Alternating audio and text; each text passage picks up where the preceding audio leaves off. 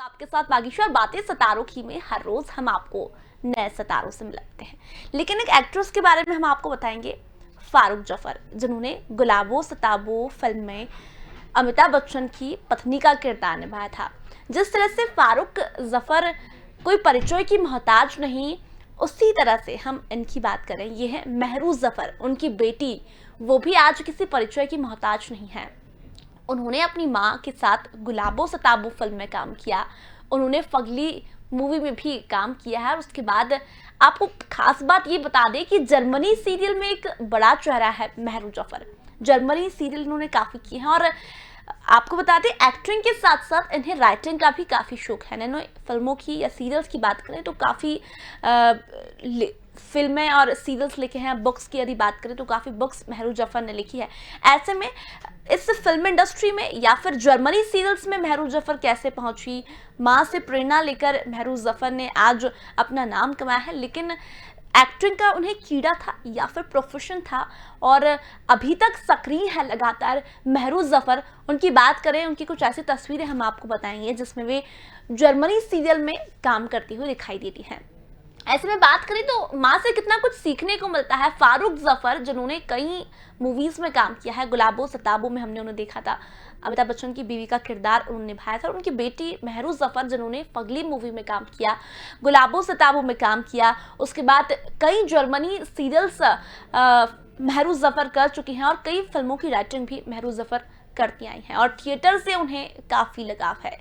ये तस्वीर हम उनकी आपको दिखा रहे हैं जिसमें महरूज जफर दिखाई दे रही है। अच्छा, सोशल मीडिया पर भी महरू लगातार एक्टिव रहती है। और बात करें तो आखिर जर्मनी सीरियल्स तक में कैसे पहुंची, क्योंकि माँ जो थी उन्होंने फिल्म इंडस्ट्री में यानी कि बॉलीवुड फिल्मों में काम किया। लेकिन महरूज जफर की यदि बात करें तो महरू जफर को हमने गुलाबो सिताबो फिल्म में, फगली मूवी में, जर्मनी सीरियल्स में देखा है। ऐसे में बात करें तो राइटिंग का भी शौक उन्हें काफ़ी है और आज बातें सितारों की में हम फिल्म राइटर और अभिनेत्री भी हैं महरूज जफर। और चलिए सीधे आपको मिलवाते हैं बॉलीवुड की जानी मानी अभिनेत्री फारूक जफर की बेटी महरू जफर, जो आज किसी परिचय की मोहताज नहीं है। हमने उन्हें गुलाबो सिताबो फिल्म में भी देखा है, फगली मूवी में भी देखा है। लेकिन आपको खास बात ये बता दें कि जर्मनी सीरियल्स में मैम ने बहुत काम किया है। मैम, बहुत बहुत स्वागत है स्वदेश न्यूज़ पर आपका, बहुत बहुत धन्यवाद। कुछ समय पहले हमने फारूक जफर जी से बात की थी, लेकिन आज हम आपसे बात कर रहे हैं। काफ़ी खुशी मिलती है जब ऐसे कलाकारों को देखते हैं जिन्होंने बॉलीवुड में भी काम किया है, राइटिंग भी की है और जर्मनी सीरियल्स में भी काम किया है। जी, आपका शुक्रिया, आपने मुझे याद किया और इतने मशहूर प्रोग्राम पे आने का मुझे मौका दिया। नाम नाम हम लोगों का है महरू जाफर। जी जाफर जी है नाम। तो आप बताइए कहाँ से मैं शुरू करूँ?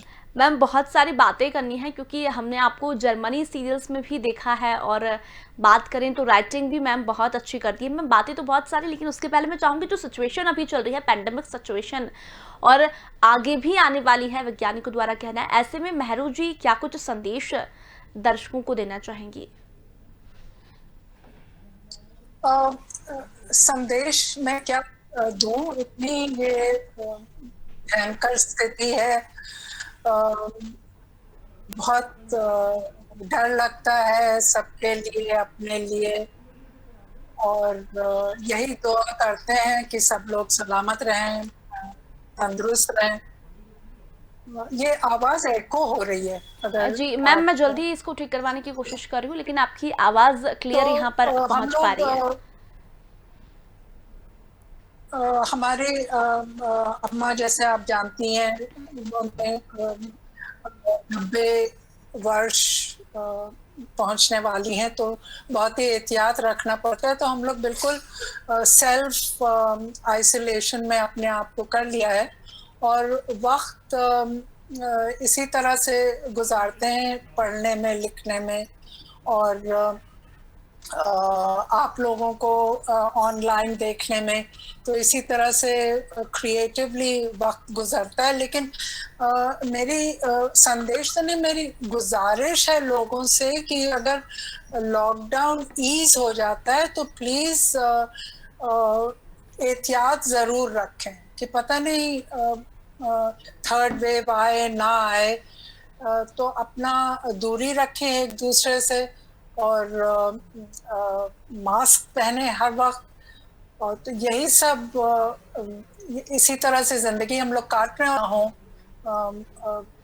आमने सामने रूबरू हम लोग नहीं मिल सकते हैं, तो इंटरनेट पे कनेक्टेड रहें और एक दूसरे के साथ गुफ्तगू और कनेक्शन जारी रखें।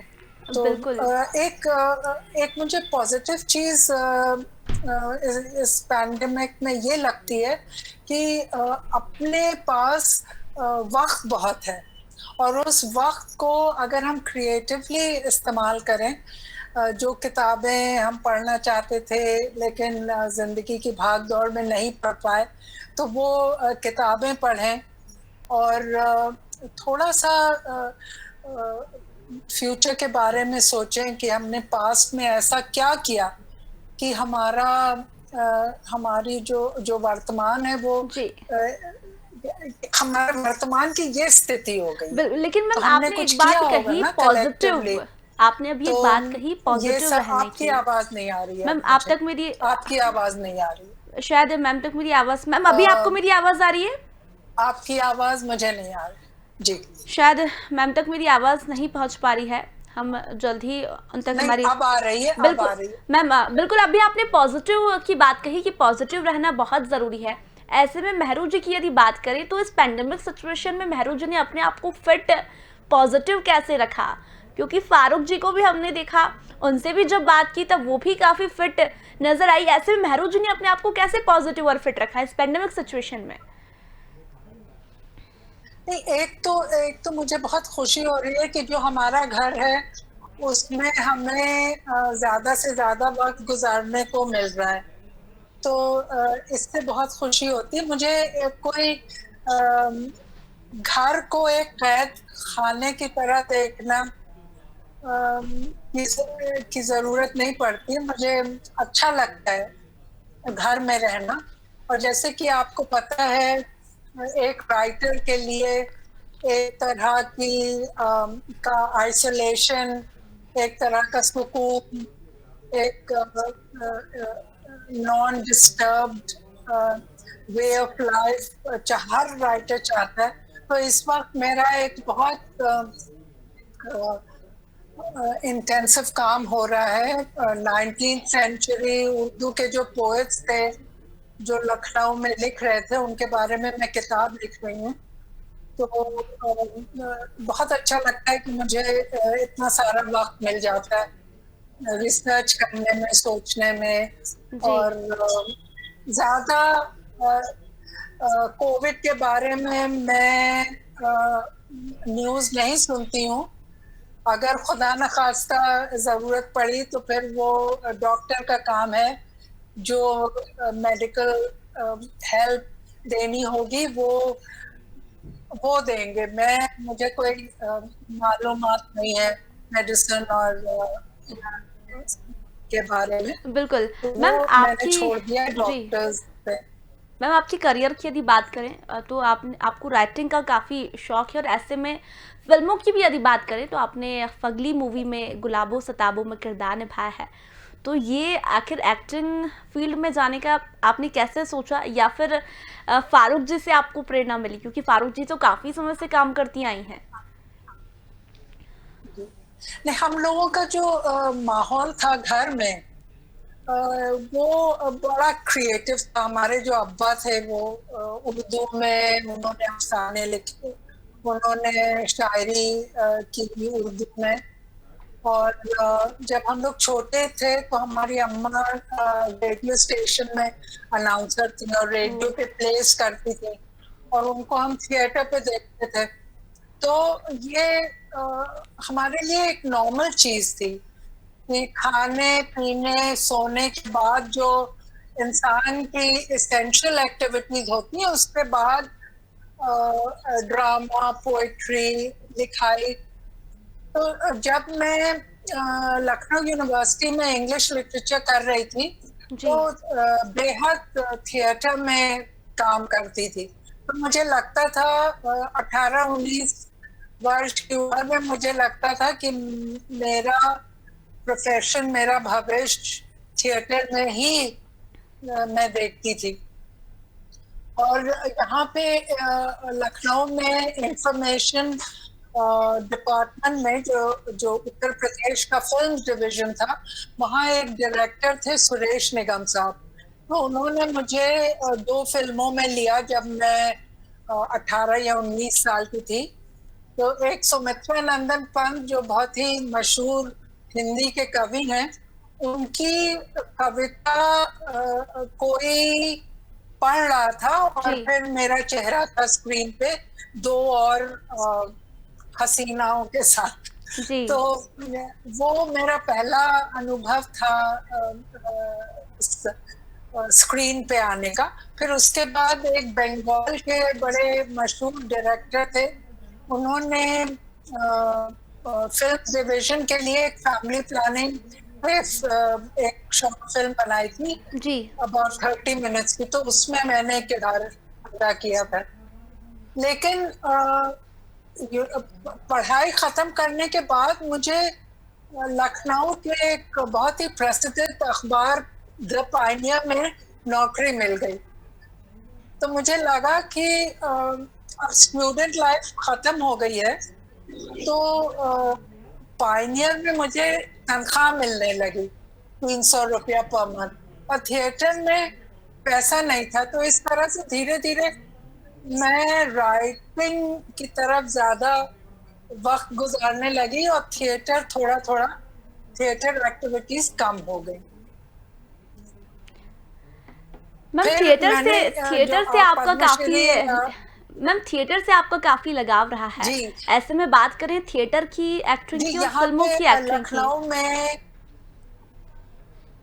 जो राज बिसारिया साहब हैं, जो पद्मश्री राज बिसारिया साहब, जो हमारे थिएटर में गुरु हैं, और उनके साथ मैंने बहुत काम किया।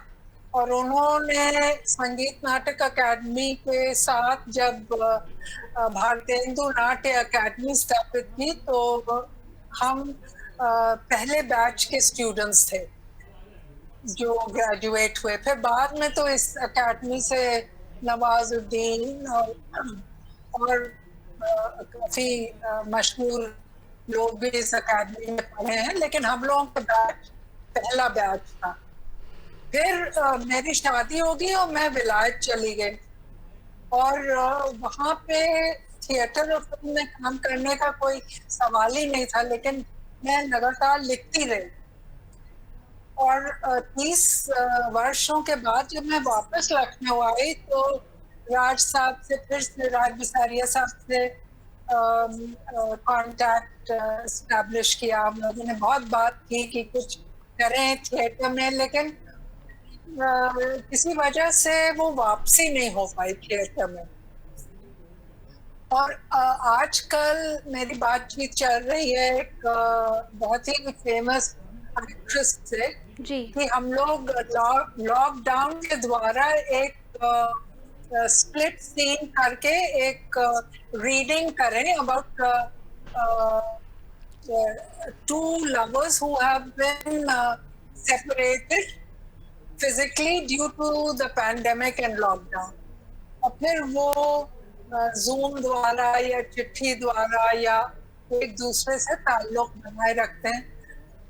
तो ये दो जो किरदार हैं, ये फिर हम दर्शकों को देखने को मिलेगा कि इनकी रिलेशनशिप लॉकडाउन की वजह से मजबूत होती है कि और कमजोर हो जाती है। जी तो मैम। ये सारी बातें दिमाग में हैं। जी जी मैम, प्लानिंग्स तो आप कर ही रहे हैं, लेकिन जर्मनी सीरियल्स में आपने काम किया है। आखिर ये राइटिंग का शौक, एक्टिंग का शौक, ये जर्मनी सीरियल्स तक कैसे लेकर गया?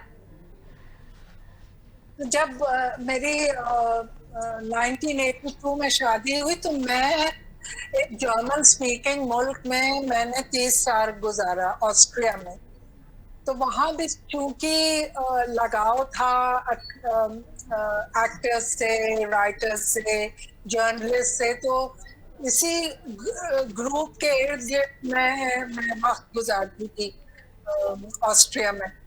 तो वहाँ पे एक मुझे बहुत ही फेमस एक्टर से मुलाकात हुई और उन्होंने फिर एक स्क्रिप्ट लिखी, जैसे यहाँ अमेरिका में होता है ना, मायामी वाइस, एक cop and robber television serial, और हमारे यहाँ सीआईडी और क्राइम पेट्रोल होता है। वैसे ही यूरोप में एक पुलिस सीरियल है जिसका नाम है यूरोकॉप। जी। तो वो यूरोपियन यूनियन की जो अलग अलग कंट्रीज मेंबर कंट्रीज हैं, उनको साल में 3 या 4 एपिसोड कंट्रीब्यूट करना होता है। तो मैंने एक सीरियल में काम किया जहाँ पे एक श्रीलंकन को यूरोप में रेफ्यूजी असाइलम नहीं मिलती, तो वो एक प्लेन हाईजैक कर लेता है। तो उसकी बीवी का रोल मैंने अदा किया। मैंने आपको लिंक भेजी है उस वीडियो की। जी बिल्कुल बिल्कुल, तभी मैम मैंने आपसे पूछा कि आखिर ये जर्मनी सीरियल्स तक एंट्री कैसे हो गई। तो मैम ये एक्सपीरियंस आपका कैसा रहा राइटिंग का, फिल्मों का, और ये जर्मनी सीरियल, उसमें काफी अंतर भी आप देखती होंगी? नहीं, बिल्कुल नहीं अंतर, काम करने में तो कोई अंतर नहीं है। जो एक डायरेक्टर का रिलेशनशिप होता है एक्टर्स के साथ, और जिस तरह से प्रोडक्शन टीम ऑर्गेनाइज करती है शूट, वो तो मुझे बिल्कुल जो जैसे मुंबई में होता है, जैसे दिल्ली में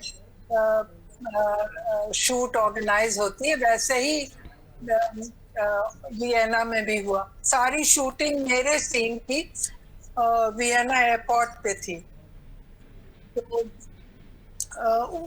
जो प्रोफेशनल एटीट्यूड था वो तो बिल्कुल एक सा होता है जी।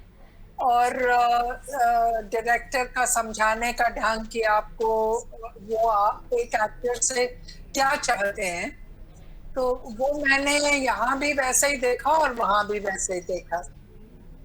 लेकिन जब मैं 2012 में वापस आई लखनऊ, तो फिल्मों में तो कम, लेकिन थिएटर में बहुत तलब थी कि थिएटर में मैं कुछ काम करूं। जी मैम, तो आगे की कोई तो प्लानिंग कि मेहरूज जी हमें कहाँ नजर आने वाली है, कोई सीरियल में, या फिर आप किसी फिल्म या किसी सीरियल के लिए लिख रही हैं, क्योंकि लिखने का आपको काफी शौक है? जी नहीं, तो अब ये इसकी स्क्रिप्ट तैयार हो जाती है अगर, तो मुझे तो लग रहा है कि ये एक एज अ वेब सीरीज, सरहद पार एक एक्टर है और एक एक्टर सरहद के इस तरफ, दूसरा एक्टर सरहद के उस तरफ, और फिर वो गुफ्तगू करते हैं ऑनलाइन। जी। मुझे ये आइडिया बहुत अट्रैक्टिव लग रहा है, और देखिए कब आप पर्दे पे हम लोग इसको ला सकते हैं।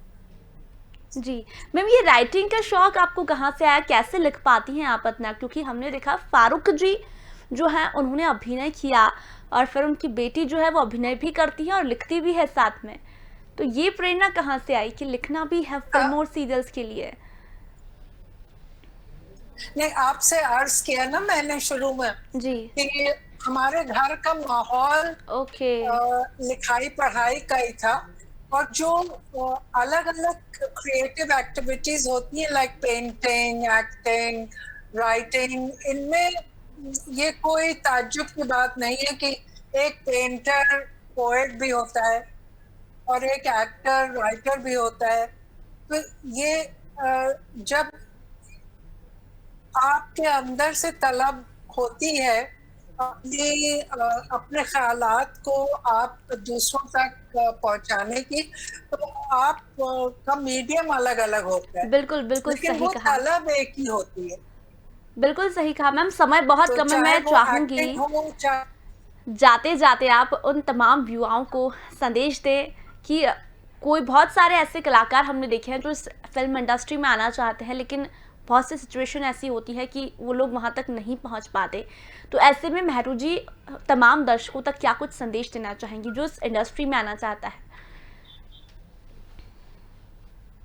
अ मुझे यहाँ का जो ये सिस्टम है ना कि इतने टैलेंटेड लोग सारे मुल्क में हैं, लेकिन उनको करियर बनाने के लिए बम्बई जाना पड़ता है।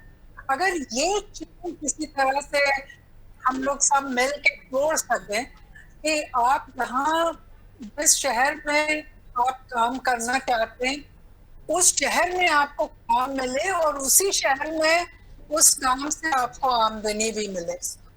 तो ये एक यूटोपियन ड्रीम है कि हम ऐसे बम्बई में भी लोगों की जो ओवर पॉपुलेशन है वो भी कम हो जाएगी, और हम लोगों को लोकली अगर काम मिले, लोकली अगर हम थिएटर की संस्था और फिल्म मेकिंग की एक्टिविटीज को एक्टिवेट करें, तो ये बेहतर होगा। अब ये कैसे होगा मुझे नहीं मालूम, लेकिन ये आइडियल सिचुएशन है। अब एक 17-18 साल की लड़की बॉम्बे जाती है, फिर उसको पता नहीं क्या-क्या एक्सपीरियंसेस का सामना करना पड़ता है। कुछ अच्छे एक्सपीरियंसेस, कुछ खराब एक्सपीरियंसेस, और फिर एक घर छोड़ने की जो एक मानसिक स्थिति होती है ऑफ तन्हाई की और बेबसी की, वो सब स्थिति से शायद हम अपने कलाकार को बचा सकें अगर हम लोकली उनको उनका काम अप्रिशिएट करें और उनको आमदनी अपने शहर में मिले, तो ये बेहतर हो। जी, मैम समय बहुत कम था और आप बातें सितारों की हमारे इस प्रोग्राम में जुड़ी, बहुत-बहुत धन्यवाद और स्वदेश न्यूज़ से बात करने के लिए बहुत-बहुत धन्यवाद आपका। तो ये है मेहरू ज़फ़र, अभिनेत्री फारूक ज़फ़र की बेटी जिन्होंने जर्मनी सीरियल्स में खूब काम किया, लेकिन बात करें तो उन्हें राइटिंग का बहुत शौक है। उनकी जल्द ही एक वेब सीरीज़ आने वाली है, सरहद के इस पार और उस पार, उन्होंने बताया उसके लिए राइटिंग कर रही है। वहीं बात करें तो फगलीन मूवी में गुलाबो सिताबों में मेहरू जी ने किरदार निभाया है। तो फिलहाल बातें सितारों की में इतना ही, जल्दी लौटेंगे एक नए सितारे के साथ। तब तक देखते रहिए स्वदेश न्यूज़।